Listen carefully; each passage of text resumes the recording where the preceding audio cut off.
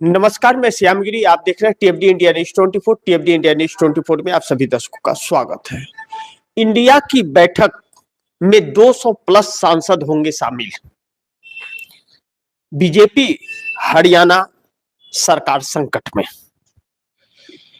अब एक बड़ी महत्वपूर्ण बिंदु पर हम लोग चर्चा करने जा रहे हैं, जो इस वक्त की बहुत बड़ी खबर है और सरकार इसको लेकर के संशय में पड़ी हुई है और हलचल सी परिस्थिति भारतीय जनता पार्टी के अंदर समा गई है। चूंकि बजट सेशन भी चल रहा है और बजट सेशन अभी तक जो परिस्थितियां और हालात नजर आए, उसमें सरकार पूरी तरह से घिरी हुई और बिखरी हुई और डरी हुई नजर आई। कल जो राजनीतिक घटनाक्रम हुए वह सरकार को डराने वाले थे। इससे भी यह लगता है कि प्रधानमंत्री नरेंद्र मोदी विपक्ष का सामना नहीं कर पा रहे और भागते हुए सदन से नजर आ रहे हैं। 1 मिनट भी न टिक पाने वाले प्रधानमंत्री विपक्ष के सामने यह 12 सालों में पहली बार देखा गया है कि विपक्ष कितना मजबूत है। लेकिन विपक्ष से डरे प्रधानमंत्री भाषण नहीं दिए। इससे यह तो लगता है और यह देखने को मिला है कि विपक्ष पहली बार एकजुटता के साथ सामना जब करता है तो सरकार कैसे घुटनों पर आती है और भागती है, फिरती है, बचती निकलती नजर आती है, किस तरह निचले स्तर पर गिर जाती है, यह साफ दिखा। इन सभी चीजों के मद्देनजर ममता बनर्जी ने सुप्रीम कोर्ट के अंदर जो चुनाव आयोग को लेकर के दलीलें दी, सड़क पर ममता और सदन में राहुल, यह नारा गूंज उठा और यह सरकार को बैकफुट पर ला करके खड़ा कर दिया। पूरा विपक्ष एक साथ है, कमान 2 लोग संभाल लिए हैं, ममता सड़क पर और राहुल सदन में। पूरे विपक्ष ने राहुल गांधी को लीडर ऑफ अपोजिशन मान लिया था, मान लिया है।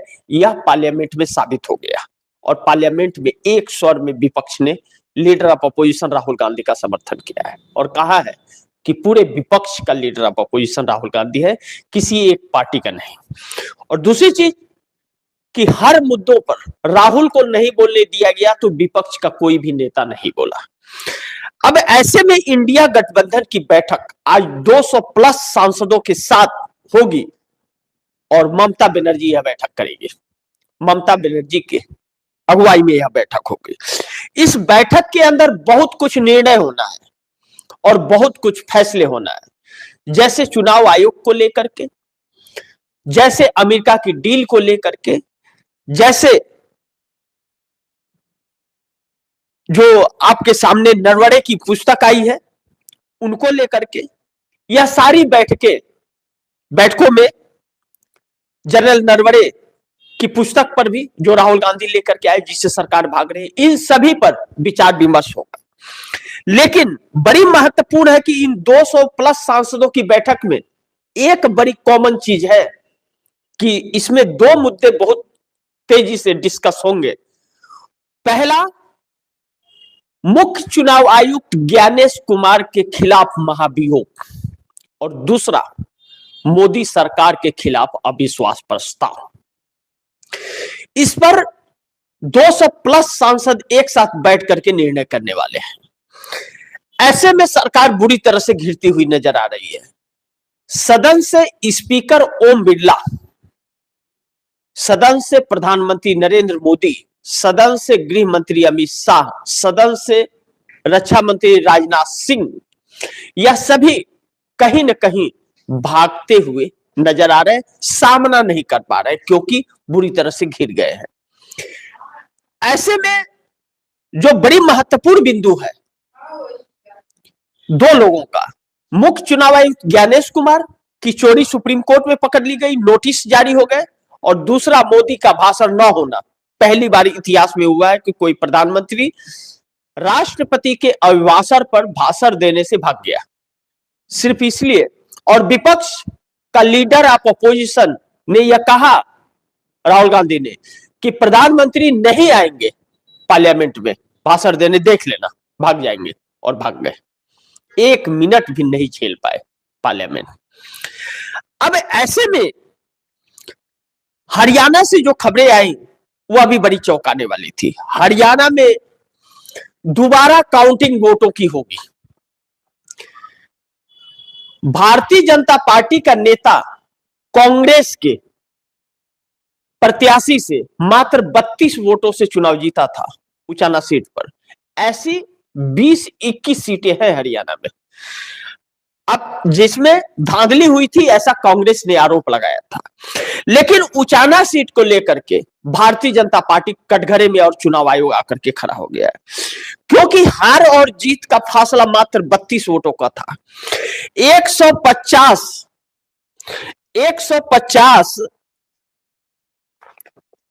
पोस्टल बैलेट काउंटिंग नहीं किए गए, 150 रद्द कर दिए गए और 250 गिना ही नहीं गया। ऐसे में यह आप देख सकते हैं कि उचाना सीट का जो है यह अब रिकॉर्ड हाई कोर्ट के अंदर, और हाई कोर्ट ने इसे दोबारा काउंटिंग का आदेश दे दिया और यह कोर्ट की निगरानी में होगा। अब ऐसे में भारतीय जनता पार्टी बुरी तरह से जकड़ और फंस गई है। अब हम मुख्य मुद्दों की तरफ चलेंगे कि इंडिया गठबंधन के 200 प्लस सांसदों ने जो बैठक करने का फैसला किया है, इसमें मोदी के कुर्सी का होगा फैसला, क्योंकि इसलिए कही जा रही है कि ममता बनर्जी की अगुवाई में जब होने जा रही है तो ममता बनर्जी और नीतीश कुमार की एक बहुत अच्छा तालमेल बताया जाता है। इसीलिए नीतीश कुमार के कहने पर ममता बनर्जी इंडिया गठबंधन में आ गई थी। चूंकि ममता बनर्जी पहले एनडीए की हिस्सा थी, लेकिन इंडिया में आई इंडिया गठबंधन में 14 के बाद वह एनडीए गठबंधन का हिस्सा नहीं रही। अब वह इंडिया गठबंधन की हिस्सा है। हाँ, यह है कि अभी तक थोड़ी दूरियां थी, कुछ खटपट था, अपने राज्य को लेकर के वह इंडिया गठबंधन का नाम लेती थी, लेकिन कहीं ना कहीं अडानी की वजह से पर्दे के पीछे से मोदी को सपोर्ट करती थी कि इंडिया गठबंधन एकजुट नहीं हो पाता था। लेकिन अब वह वक्त आ गया कि इंडिया को मजबूती देना। ऐसे में ममता बनर्जी ने फुल सपोर्ट कांग्रेस के राहुल गांधी को किया है पार्लियामेंट में, फुल सपोर्ट, एक स्वर में। ममता बनर्जी ने ही नहीं, अखिलेश यादव की तो जितनी तारीफ किया जाए उतना कम है, क्योंकि जब राहुल गांधी को बोलने से रोका जा रहा था पार्लियामेंट के अंदर, जब जनरल नरवणे की बुक पर वह चर्चा करना चाहते थे चाइना को लेकर के, और स्पीकर से लेकर के गृह मंत्री और रक्षा मंत्री और संसदीय कार्य मंत्री किरण रिजिजू रोक रहे थे, तब राहुल गांधी को रोके जाने के बाद जा रहा था, जब उस वक्त अखिलेश यादव खड़े होकर के कहते हैं कि चाइना का मामला बहुत सेंसिटिव है, अगर लीडर ऑफ अपोजिशन उस पर बात करना चाहते हैं तो बात करने देना चाहिए। लेकिन स्पीकर ओम बिरला नहीं माने, कहे, जब उन्हें याद दिलाया गया कि आप इस देश की पुरानी पार्टी और दूसरी सिंगल लार्जेस्ट पार्टी के आप लीडर ऑफ अपोजिशन है, तो पूरा विपक्ष एकजुट होकर के खड़ा हो गया, बोला ना, राहुल गांधी पूरे इंडिया गठबंधन के लीडर ऑफ अपोजिशन है और सभी विपक्षी दलों के लीडर ऑफ अपोजिशन। मुंह पे जोर का तमाचा लगा, और उसमें बोलने वालों में सबसे पहले अखिलेश यादव के 37 सांसद और ममता बनर्जी के 29 और डीएमके के 39 सांसद एकजुट थे। इसका मतलब यह नहीं कि बाकी नहीं, सभी के सभी विपक्ष के एक स्वर में खड़ा होकर के यह बोले थे सरकार भाग रही है। अब ऐसे में बैठक में जब ममता बनर्जी ने चुनाव आयोग का पोल खोल दिया है, हालांकि चुनाव आयोग का मुद्दा राहुल गांधी ने उठाया और पूरे देश में चुनाव आयोग की सच्चाइयों को बयां किया, सबूतों के साथ 3-3 प्रेस कॉन्फ्रेंस करके, कोई नहीं सुन रहा था, और दुनिया देख रही थी। अब इंडिया गठबंधन उस पर एक हुआ है। ममता बनर्जी लड़ रही है सड़क पर पश्चिम बंगाल के लिए, लेकिन ममता बनर्जी पश्चिम बंगाल के लिए लड़ रही है, लेकिन अब वह राहुल गांधी के साथ मजबूती से खड़ी हुई है और हर वह विकल्प तलाश रही है जो मोदी सरकार को हटाने में कामयाबी दे। तो यह 200 प्लस सांसदों की बैठक जो ममता बनर्जी की अगुवाई में हो रही है और पहली महिला नेता हो गई, 3 बार की मुख्यमंत्री महिला, पहली बार लोग सुप्रीम कोर्ट के अंदर देश के चीफ जस्टिस ऑफ इंडिया के सामने पेश होकर के चुनाव आयोग की पोल को खोली है और सुप्रीम कोर्ट को मानने के लिए बाध्य होना पड़ा उनकी बातों को। एक जो नजारा था वह मोदी सरकार को डरा रहा था। अब जैसा मैंने कहा कि ममता बनर्जी की अगुवाई में 200 प्लस सांसदों की बैठक, और कल ही प्रेस कॉन्फ्रेंस करके ममता बनर्जी ने यह बताया था कि हम बैठक करेंगे। ममता बनर्जी 2024 लोकसभा के चुनाव के बाद कभी भी 2 सालों के अंदर इंडिया गठबंधन की बैठक में न शामिल होने वाली ममता बनर्जी आज इंडिया गठबंधन का नेतृत्व करेंगी, बैठक का अगुवाई करेंगे और फैसला होगा कि चुनाव आयोग के खिलाफ, मुख्य चुनाव आयुक्त ज्ञानेश कुमार के खिलाफ महाभियोग और उसको एक्सेप्ट नहीं किया गया तो सरकार के खिलाफ अविश्वास प्रस्ताव। ऐसे में ममता बनर्जी यह फैसला इस तेवर में बगैर नीतीश कुमार से तालमेल के नहीं कर सकती, क्योंकि ममता बनर्जी और नीतीश की जो जुगलबंदी है वह बहुत अटूट है। कहा जाता है कि एक दूसरे के कहने पर वह ना चाहते हुए भी तैयार हो जाते हैं। यह मिसाल दिया जाता है ममता बनर्जी और नीतीश कुमार का। ऐसे में यह 99% इसमें सच्चाई नजर आ रही है कि ममता बनर्जी जो खूंटागार के दिल्ली में 2-3 दिनों से बैठी हुई है वह नीतीश से बातचीत होने के बाद, लेकिन चंद्रबाबू नायडू भी यह कहा जा रहा है और जैसा वाईएसआर जगनमोहन रेड्डी ने प्रेस कॉन्फ्रेंस करके कहा था कि राहुल गांधी के संपर्क में है रेवंत रेड्डी के जरिए। रेवंत रेड्डी तेलंगाना के सीएम है कांग्रेस के और राहुल गांधी के बड़ी नजदीक है, लेकिन राहुल गांधी के बहुत करीब होने के साथ साथ और राहुल गांधी के सबसे विश्वसनीय मुख्यमंत्रियों में एक होने के बावजूद रेवंत रेड्डी चंद्रबाबू नायडू के भी बहुत खास और बहुत विश्वसनीय है। कहा जाता है कि रेवंत रेड्डी के बात को चंद्रबाबू नायडू नहीं टालते, क्योंकि उन्हीं के तेलुगु देशम पार्टी में ही रेवंत रेड्डी थे और जब तेलंगाना और आंध्रा अलग अलग हुआ, 2 हिस्से बटे, तो चंद्रबाबू नायडू के कहने पर ही वह कांग्रेस में शामिल हुए, क्योंकि तेलंगाना में तेलुगु देशम पार्टी का जनाधार नहीं था। और आज रेवंत रेड्डी ने अपना विश्वास जगाया, आज भी विश्वास पे खड़े राहुल गांधी के, और आज सीएम है। ऐसे में जो तैयारियां हैं बहुत बड़ी चल रही हैं। इस तैयारियों को आखिरी रूप देने का वक्त आ गया है। आज ममता बनर्जी के 200 प्लस सांसदों की बैठक में यह तय होगा।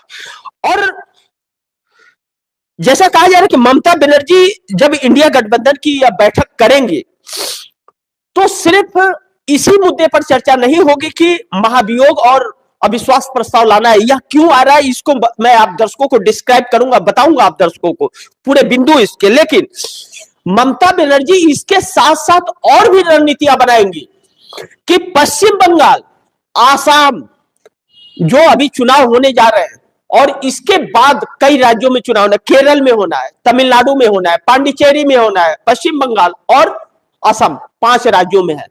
फिर 27 में भी 5-6 राज्यों में होना है, 28 में भी 7 राज्यों में होना है। यह जो लगातार चुनाव प्रक्रिया चल रही है, इसमें किस रणनीति से इंडिया गठबंधन उतरेगा इसके खिलाफ, इस पर भी। लेकिन कहते हैं ना कि अविश्वास प्रस्ताव वाला जो मुद्दा है, कहीं ऐसा तो नहीं कि यह अविश्वास प्रस्ताव वाला उस समय तक का इंतजार नहीं करेगा और सरकार धराशायी हो जाएगी। मैं नहीं जानता, यह वक्त बताएगा। लेकिन एनडीए गठबंधन के अंदर बहुत बड़ा दरार पैदा हो गया है, इस बात से इनकार नहीं कर सकते। और इसमें बहुत सरकार घिर गई है, चाहे जनरल नरवणे के किताब को लेकर के चाइना मामले में, चीन के मामले में जो लाल आंखें तरेर के देशभक्ति दिखाते थे भारतीय जनता पार्टी और आरएसएस वाले, इनकी पोल खुल गई है कि कितने यह डरपोक है। और दूसरा, अमेरिकी डील इनके लिए मुसीबत बन गई, देश में तो बनी रही है, रसिया और चीन भी इनके खिलाफ हो गया। जो रसिया हर चीज में हमारे साथ था, पुरानी दोस्ती थी, उसे इन्होंने अमेरिका ट्रंप के दबाव में उससे दुश्मनी कर ली। हमारे देश संकट में आएगा तो अमेरिका नहीं आएगा बचाने के लिए, वह रसिया था, लेकिन रसिया को इन्होंने नजरअंदाज कर दिया, धोखा दिया है। अब जवाब चाइना और रसिया इनसे जवाब मांग रहे हैं कि हमारे डील को बताओ आप क्या करना है, आखिरी रूप दो उसको, हां या ना करो। कुछ कह नहीं पा रही है सरकार, फंस गई है। और अमेरिका को लेकर के विरोध देश में भारी मात्रा में शुरू हो चुका है। किसान अलर्ट मोड पर आते हुए नजर आ रहे हैं।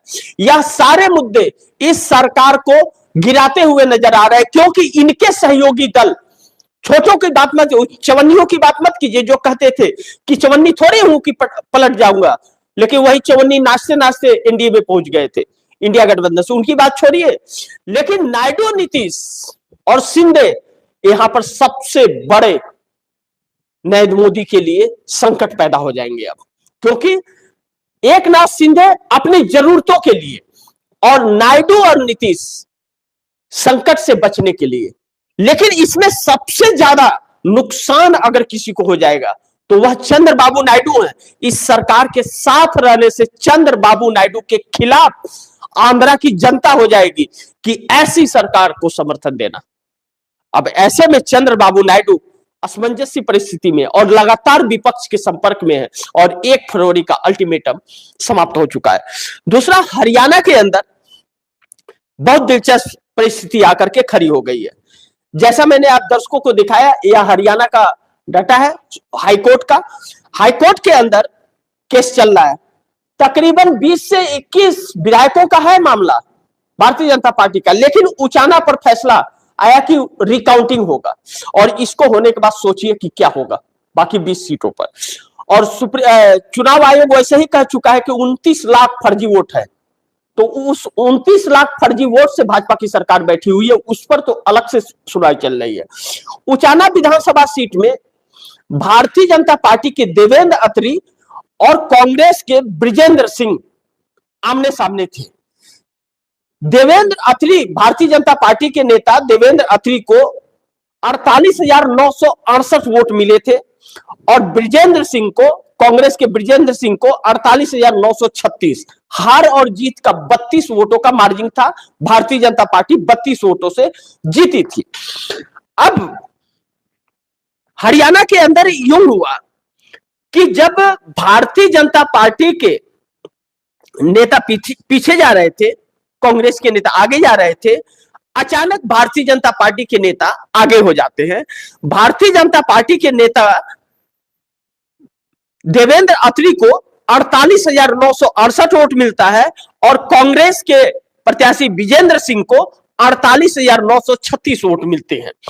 32 वोटों से भारतीय जनता पार्टी के देवेंद्र अत्री को जीता हुआ प्रत्याशी घोषित कर दिया जाता है, जीत का प्रमाणिकता सर्टिफिकेट उनको दे दिया जाता है।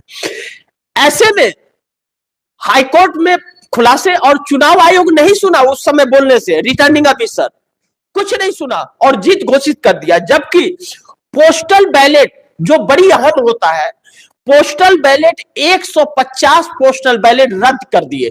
ध्यान से समझिए कि हार और जीत का अंतर मात्र 32 वोटों का है। भारतीय जनता पार्टी के प्रत्याशी और कांग्रेस के प्रत्याशी में हार और जीत का अंतर मात्र 32 वोटों का है, और 150 पोस्टल बैलेट रद्द कर दिया जाता है, और 250 पोस्टल बैलेट को गिना नहीं जाता है। तो आप सोचिए, यह 400 वोट काउंटिंग ही नहीं किए गए और 32 वोटों से जिता दिए गए। इसका दूसरे पहलू बताता हूं जो आप दर्शक बड़ी चौंकेंगे। यह पोस्टल बैलेट जब काउंटिंग हो रहे थे, सब कांग्रेस के नाम निकल रहे थे, बृजेंद्र सिंह के, इसलिए इनको रद्द किया जा रहा था। 150 रद्द किया, और करने के बाद 250 को वैसे ठकेल दिया, खोला ही नहीं पोस्टल बैलेट को, क्योंकि सब कांग्रेस के निकल रहे थे। और 32 वोटों से जीत कर दिया। अब कांग्रेस यह खोलने का मतलब यह कहा जा रहा है कि अगर यह खुला तो कांग्रेस के बृजेंद्र सिंह तकरीबन 400 वोटों से जीत दर्ज कर लेंगे। अब यह गड़बड़ी सब रिटर्निंग ऑफिसर और पुलिस महकमे के दम पर किया गया है। ऐसे में यह भारतीय जनता पार्टी का पोल हरियाणा में खुल रहा है। अब यह काउंटिंग होने के बाद हरियाणा के अंदर तकरीबन 20 सीटें ऐसी हैं जहां फर्जीवाड़े से हुआ है चुनाव और काउंटिंग, वह वोट जो पड़े हैं और जो काउंटिंग हुआ है वह तालमेल मैच नहीं कर रहे हैं। और राहुल गांधी ने जैसा आरोप लगाया था प्रेस कॉन्फ्रेंस करके हरियाणा का कि 25,44,000 वोट फर्जी पड़े थे हरियाणा के अंदर। अब वह चुनाव आयोग ने भी मान लिया कि 29 लाख लोग हैं। राहुल गांधी ने तो 25,44,000 कहा था और 3,55,000 और ज्यादा बढ़ गया। चुनाव आयोग तो साबित कर रहा है कि है, लेकिन उस समय प्रेस कॉन्फ्रेंस पर राहुल गांधी की बात नहीं सुनी चुनाव आयोग ने। अब चुनाव आयोग मानता है कि 29 लाख पड़े हैं। मैं आप दर्शकों को वह भी जरूर दिखाना चाहूंगा क्योंकि उसके भी डिटेल्स हैं हमारे पास, मैं आप दर्शकों को दिखाऊंगा क्योंकि यह बड़ी महत्वपूर्ण बिंदु है कि हरियाणा के अंदर 29 लाख फर्जी वोट से भारतीय जनता पार्टी जीतती है। कांग्रेस और भारतीय जनता पार्टी के बीच मात्र डिफरेंस 1,22,000 वोटों का रहता है। अब यह देखिए आप दर्शक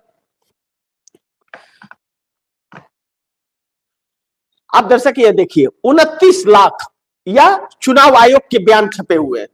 चुनाव आयोग कह रहा है कि हरियाणा में 29 लाख संदिग्ध मतदाता अब घर घर जाकर दस्तावेज जांचेंगे बीएलओ, यह आदेश दिया है। मैं इसके कुछ अंश आप दर्शकों को पढ़ के बताना चाहूंगा जो बड़ी महत्वपूर्ण है। चुनाव आयोग कह रहा है कि हरियाणा में विभिन्न स्थानों पर मतदाता सूचियों में 29 लाख ऐसे मतदाता मिले हैं जिनमें पिता पुत्र का नाम समान नहीं है। निर्वाचन विभाग ने इन संदिग्ध मतदाताओं की पहचान सुनिश्चित करने के लिए खंड स्तरीय अधिकारियों बीएलओ की ड्यूटी लगाई है। बीएलओ मतदाता सूची में दर्ज पते पर जाकर के संबंधित मतदाताओं के दस्तावेजों की जांच करेंगे। जांच में सही पाए गए लोगों का वोट बरकरार रहेगा जबकि फर्जी मतदाताओं को सूची से बाहर कर दिया जाएगा। यह कौन कह रहा है? यह चुनाव आयोग कह रहा है। तो राहुल गांधी ने कहा था तो क्यों नहीं विश्वास किया? यानी कि और चुनाव आयोग यह मानना कि 29 लाख लोग वोट किए हैं, तब सरकार असंवैधानिक चल रही है। और कोर्ट में यह साबित हो रहा है कि कांग्रेस इतना फर्जी वोट पड़ने के बाद भी कांग्रेस वहां मजबूती में है। और इस तरह अगर हाई कोर्ट ने फैसला दे दिया, जबकि देवेंद्र अत्री जो है भारतीय जनता पार्टी के, सुप्रीम कोर्ट आए थे कि मिलोड हाई कोर्ट को रोक लगाइए, इसको काउंटिंग ना करे। सुप्रीम कोर्ट ने कहा ना, अब जाइए हाई कोर्ट, और उसके आदेश अब हो गए, अब काउंटिंग होंगे। सोचिए कि 20 सीटें जाने के बाद भारतीय जनता पार्टी के पास मुख्य विपक्षी दल का उसको भी नहीं, वो भी नहीं मिलेगा, पद भी नहीं मिलेगा। भारतीय जनता पार्टी को 29 लाख उसके वोटों में से अगर निकाल दिया जाए तो भारतीय जनता पार्टी का एक भी प्रत्याशी पार्लियामेंट में नहीं, विधानसभा में नहीं पहुंच पाएगा, सब हार गए हैं। ऐसे में अब देखना यह महत्वपूर्ण होगा, पहले तो नजर इस पर रहेगी कि इंडिया गठबंधन की आज जो बैठक 200 प्लस सांसदों के साथ होने जा रही है, इसकी रणनीति क्या होती है। जो भी होगा खबरें आप दर्शकों तक लेकर के आऊंगा, लेकिन आप दर्शकों से गुजारिश है इस खबर को ज्यादा से ज्यादा आप लोग शेयर कीजिए, अपने दोस्तों को भी कहिए आगे शेयर करें। और आपने अगर टीएफडी इंडिया न्यूज़ 24 को सब्सक्राइब नहीं किया, सब्सक्राइब कर लीजिए, अपने दोस्तों को भी कहिएगा सब्सक्राइब करें। मिलते हैं अगली खबर के साथ, तब तक के लिए नमस्कार।